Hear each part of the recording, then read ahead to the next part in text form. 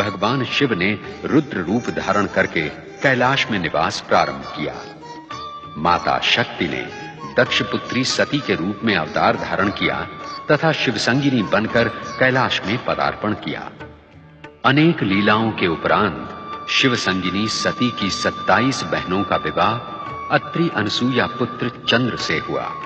चंद्र अपनी प्रियतमा रोहिणी के मोहजाल में फंसकर दक्ष शाप से पीड़ित होकर रोगी बना एवं शिव की आराधना से पुनः स्वस्थ हुआ। इसी प्रसंग में भगवान शिव के प्रथम ज्योतिर्लिंग सोमनाथ ज्योतिर्लिंग की स्थापना हुई। तत्पश्चात शिव के अपमान से दुखी सती ने दक्ष यज्ञ में आत्मदाह करके सतीत्व का अनुपम उदाहरण प्रस्तुत किया। शिव वैरागी बनकर तपस्या में लीन हुए। ब्राह्मण वेदव्रत तथा बालक श्रीकर की भक्ति से प्रेरित भगवान शिव ने दूषण राक्षस का संहार करके महाकालेश्वर ज्योतिर्लिंग की स्थापना की। नर नारायण ने अनुपम शिव भक्ति का उदाहरण प्रस्तुत करते हुए भगवान शिव की आराधना की और फलस्वरूप हिमालय पर केदारनाथ ज्योतिर्लिंग की स्थापना हुई। राजा मांधाता ने विंध्याचल पर शिव की आराधना की। भगवान शिव प्रसन्न हुए तथा ओंकारेश्वर ज्योतिर्लिंग प्रतिष्ठित हुआ।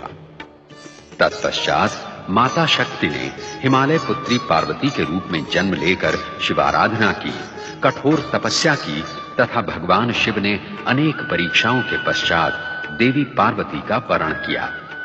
इसी बीच असुर कुल में महाशक्तिशाली तारकासुर उत्पन्न हुआ, जिसे ब्रह्मा द्वारा शिवपुत्र के हाथों मरण का वरदान प्राप्त था। अनेक प्रार्थनाओं एवं प्रतीक्षाओं के पश्चात शिवपुत्र कार्तिकेय विचित्र परिस्थितियों एवं परिवेश में उत्पन्न हुए। 6 कृत्तिकाओं तथा देवी गंगा द्वारा उनका लालन पालन हुआ। समय आने पर शिवपुत्र कार्तिकेय के हाथों दुष्ट तारकासुर का संहार हुआ। तत्पश्चात माता पार्वती की पुत्र कामना गणेश के रूप में फलीभूत हुई। शिव के त्रिशूल से गणेश का शिरच्छेद हुआ। तदुपरांत शिवेच्छा ही से वे गजानन गणेश बने। कार्तिकेय सदा के लिए दक्षिण के श्रीशैल पर्वत पर चले गए। उन्हें पुनः कैलाश लाने के लिए शिव पार्वती को भील भीलनी अर्जुन एवं मल्लिका का रूप धारण करना पड़ा और इसी प्रसंग में मल्लिका अर्जुन ज्योतिर्लिंग की स्थापना हुई। भगीरथ की आराधना सफल करके शिव ने गंगा को शीश पर धारण किया तथा गंगाधर बने। गंगा के द्वारा सहस्रों सगर पुत्रों का उद्धार हुआ। ऋषि गौतम तथा देवी अहिल्या की आराधना से प्रसन्न होकर भगवान शिव ने त्र्यंबकेश्वर ज्योतिर्लिंग की स्थापना की। गंगा दक्षिण की गंगा गोदावरी बनी। अपने प्रिय भक्त सुप्रिय का उद्धार करने हेतु दारुक राक्षस का वध करके भगवान शिव ने नागेश्वर ज्योतिर्लिंग की स्थापना की। अभिमानी रावण का गर्व हरण करके शिव ने देवताओं की प्रार्थना पर आरोग्य प्रदायक वैद्यनाथ ज्योतिर्लिंग की स्थापना की। शिव ने विष्णु अवतार श्री राम को लंका विजय का आशीर्वाद प्रदान करने हेतु दक्षिणी समुद्र तट पर रामेश्वर ज्योतिर्लिंग प्रतिष्ठित किया।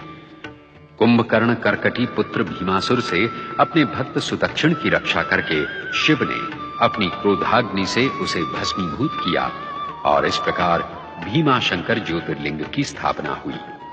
और फिर अपनी आराधिका घुष्मा के दुख का अंत करके शिव ने उसके मृत पुत्र को पुनर्जीवित किया और घुष्मा की प्रार्थना पर घुष्मेश्वर ज्योतिर्लिंग प्रतिष्ठित हुआ। शिव महापुराण की महानता एवं महिमा का संपूर्ण वर्णन एवं प्रदर्शन असंभव है। हमने तो अपनी शिव भक्ति को ही इस धारावाहिक के माध्यम से शिव चरणों में समर्पित किया है। शिव महापुराण के इस अंतिम दृश्य में भगवान विष्णु के अंशावतार बाल ऋषि सनत कुमार शिव महापुराण का दार्शनिक महात्म्य उन 6 अध्येता ऋषियों के सम्मुख प्रस्तुत कर रहे हैं जो शिव दर्शन